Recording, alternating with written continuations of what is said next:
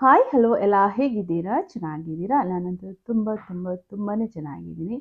ಇವತ್ತು ಏನಪ್ಪ ವಿಡಿಯೋ ಅಂತಂದರೆ, ಇವತ್ತು ಏನೋ ನನಗೆ ನಮ್ಮ ಅಮ್ಮನ ಬಗ್ಗೆ ಮಾತಾಡಬೇಕು ಅಂತ ಅನ್ನಿಸ್ತು. ಅದಕ್ಕೋಸ್ಕರ ಈ ವಿಡಿಯೋ ಮಾಡ್ತಾ ಇದ್ದೀನಿ. ಇದು ಏನಾಯಿತು ಗೊತ್ತಾ? ನಾನು ನಿನ್ನೆ ಜಿಮ್ ಮಾಡ್ತಾ ಇರಬೇಕಾದ್ರೆ ಏನೋ ದಿಢೀರಾಗಿ ಅಳು ಬರ್ತಾ ಇದೆ. ಯಾಕಂತ ಗೊತ್ತಿಲ್ಲ. ದಿಢೀರಾಗಿ ನಮ್ಮ ಅಮ್ಮನ ನೆನಪಾಯಿತು. ತುಂಬ ಬೇಜಾರಾಯಿತು. ಅದಕ್ಕೆ ಒಂದು ಅಮ್ಮನ ಬಗ್ಗೆ ಒಂದು ವಿಡಿಯೋ ಮಾಡೋಣ ಅಂತ ನಾನು ನನ್ನದೇ ಆದ ಒಂದೆರಡು ಸಾಲನ್ನ ಅಮ್ಮನ ಬಗ್ಗೆ ಬರೆದಿದ್ದೀನಿ. ನಿಮ್ಗೆ ಇಷ್ಟ ಆದರೆ ಪ್ಲೀಸ್ ನನ್ನ ವಿಡಿಯೋನ ಲೈಕ್ ಮಾಡಿ, ಶೇರ್ ಮಾಡಿ ಮತ್ತು ಕಮೆಂಟ್ ಮಾಡಿ, ಸಬ್ಸ್ಕ್ರೈಬ್ ಮಾಡ್ಕೊಳ್ಳಿ ಆಯಿತಾ?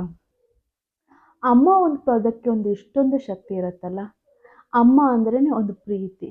ಇವಾಗ ನಾವು ನಮ್ಮ ಅಮ್ಮನ ಬಗ್ಗೆ ಮಾತಾಡ್ತಾ ಇದ್ದರೆ, ಇನ್ನೊಬ್ಬರು ನಮ್ಮ ಹತ್ರ ಬೇರೆಯವರು ಅವ್ರ ಅಮ್ಮನ ಹತ್ರ ಮಾತಾಡಿದರೆ ನಾವು ಎಷ್ಟೊಂದು ಕನೆಕ್ಟ್ ಆಗ್ತೀವಲ್ಲ.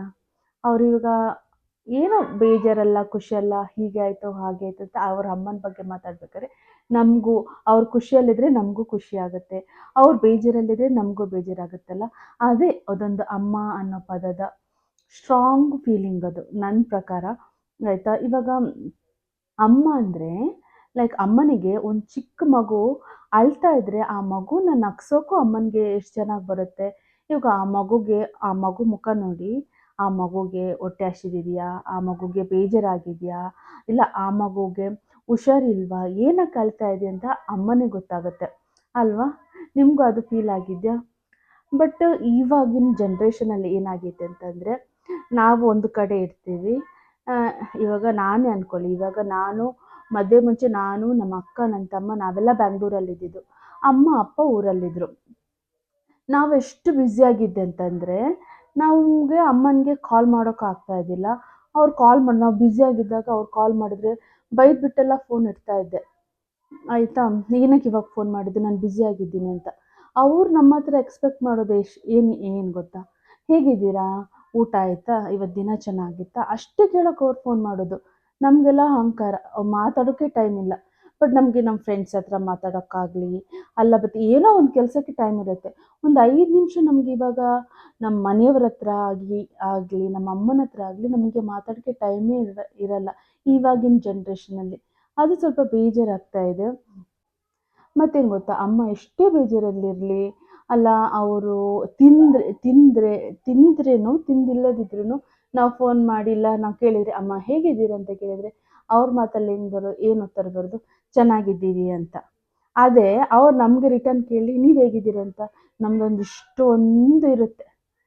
ಅದು ಪ್ರಾಬ್ಲಮ್ ಆಯಿತು, ಇದು ಪ್ರಾಬ್ಲಮ್ ಆಯಿತು, ನಾನು ತಿಂದಿಲ್ಲ, ಅದು ಇದು ನಾವು ಎಷ್ಟೊಂದೆಲ್ಲ ಹೇಳ್ತೀವಲ್ವ. ಬಟ್ ಅವ್ರ ಹತ್ರ ನೋಡಿ ಏನು ಕೇಳಿದ್ರು ಚೆನ್ನಾಗಿದ್ದೀರಾ, ಚೆನ್ನಾಗಿದ್ದೀನಿ, ನೀನು ಆರಾಮಾಗಿದ್ಯಾ ಅಂತಲೇ ಕೇಳೋದಲ್ವ. ಅದು ಪ್ರೀತಿಗೆ ಬೆಲೆ ಕಟ್ಟೋಕ್ಕೇ ಆಗಲ್ಲ.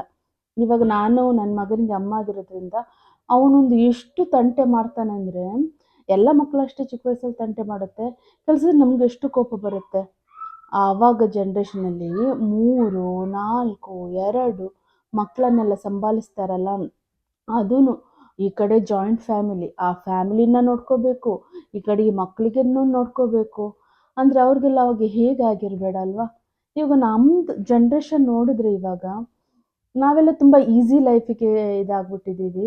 ಲೈಕ್ ನಮಗೆ ಕುಕ್ ಮಾಡೋಕ್ಕೂ ಅವ್ರು ಸಿಗ್ತಾರೆ, ಆಮೇಲೆ ಬಟ್ಟೆ ವಾಶ್ ಮಾಡೋಕ್ಕೆ ವಾಷಿಂಗ್ ಮಿಷಿನ್ ಇರುತ್ತೆ, ಆಮೇಲೆ ಪಾತ್ರೆ ತೊಳೆಯೋಕ್ಕೂ ಇವಾಗ ಡಿಶ್ ವಾಷರ್ ಎಲ್ಲ ಬಂದಿದೆ.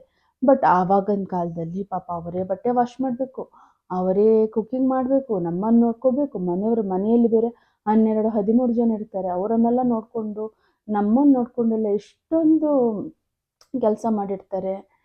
ನಾವು ಅವ್ರಿಗೆ ಎಷ್ಟು ಥ್ಯಾಂಕ್ಸ್ ಹೇಳಿದ್ರು, ಎಷ್ಟು ಪ್ರೀತಿ ಕೊಟ್ಟರು ಸಾಲಲ್ಲ.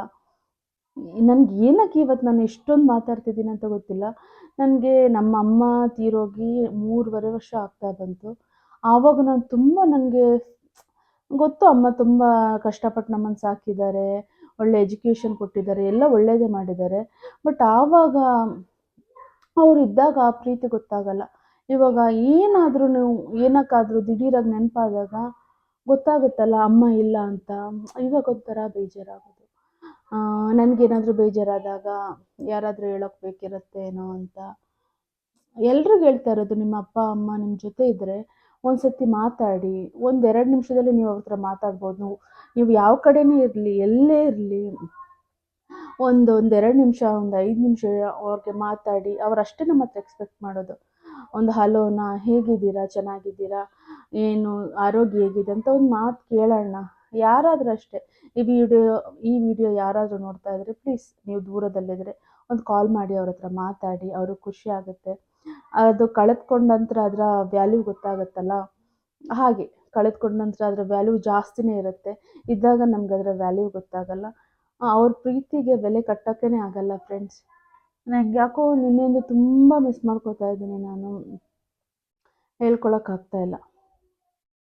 ನಮ್ಮ ಜೀವನದಲ್ಲಿ ನಮಗೆ ಎಷ್ಟೇ ಪ್ರೀತಿ ಸಿಗ್ಬೋದು, ಅದು ನಮ್ಮ ಗಂಡನ ಪ್ರೀತಿ ಆಗಲಿ ಹುಡುಗರಿಗೆ ಅವರ ಹೆಂಡತಿ ಪ್ರೀತಿ ಆಗಲಿ, ಸ್ನೇಹಿತರ ಪ್ರೀತಿ ಆಗಲಿ, ನಮ್ಮ ಮಕ್ಕಳ ಪ್ರೀತಿ ಆಗಲಿ, ಎಲ್ಲರ ಪ್ರೀತಿ ಒಂದು ಕಡೆ ಆದರೆ ನಮ್ಮ ಅಮ್ಮನ ಪ್ರೀತಿ ಒಂದು ಕಡೆನೇ ಆಗಿರುತ್ತೆ ಅಲ್ವಾ?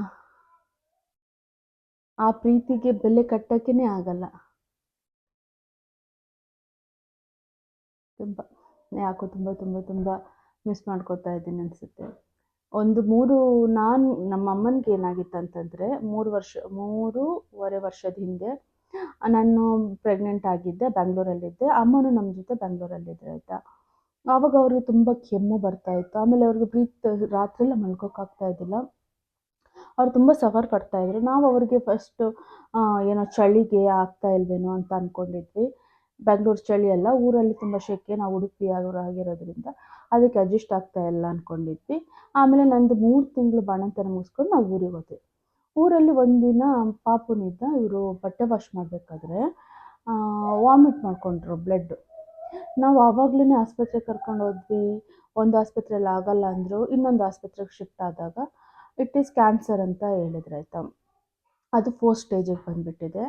ಡಾಕ್ಟ್ರು ನಮ್ಗೆ ಹೇಳಿದ್ರು, ತುಂಬ ಇದಾಗ್ಬಿಟ್ಟಿದೆ, 4th ಸ್ಟೇಜಿಗೆ ಬಂದುಬಿಟ್ಟಿದೆ, ಏನು ಮಾಡೋಕ್ಕಾಗಲ್ಲ, 6 ಮಂತು ಅಂತಂತಂದರು. ನಮಗೆ ನಮ್ಗೆ ಏನು ಮಾಡೋಕ್ಕಂತಲೇ ಗೊತ್ತಾಗಿಲ್ಲ. ಇಷ್ಟು ಚೆನ್ನಾಗಿದ್ದವರು ಅಷ್ಟು ತನಕ 4 ಸ್ಟೇಜ್ ತನಕ ನಮಗೇನು ಗೊತ್ತೇ ಆಗಿದ್ದಿಲ್ಲ.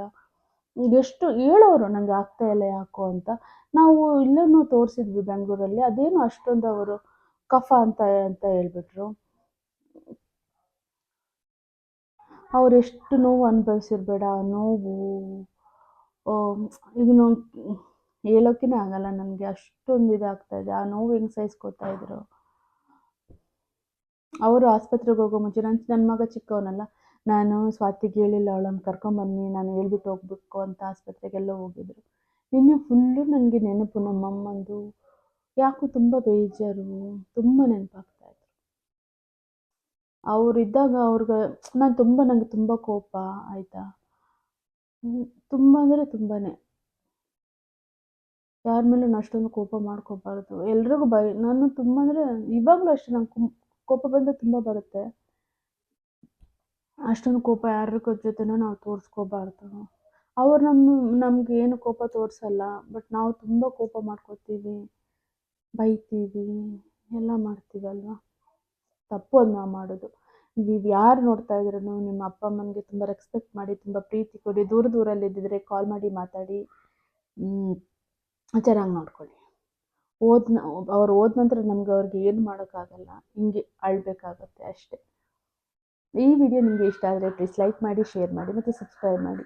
ಮುಂದಿನ ವಿಡಿಯೋದಲ್ಲಿ ಸಿಗ್ತೀನಿ. ಅಲ್ಲಿ ತನಕ ಬಾಯ್.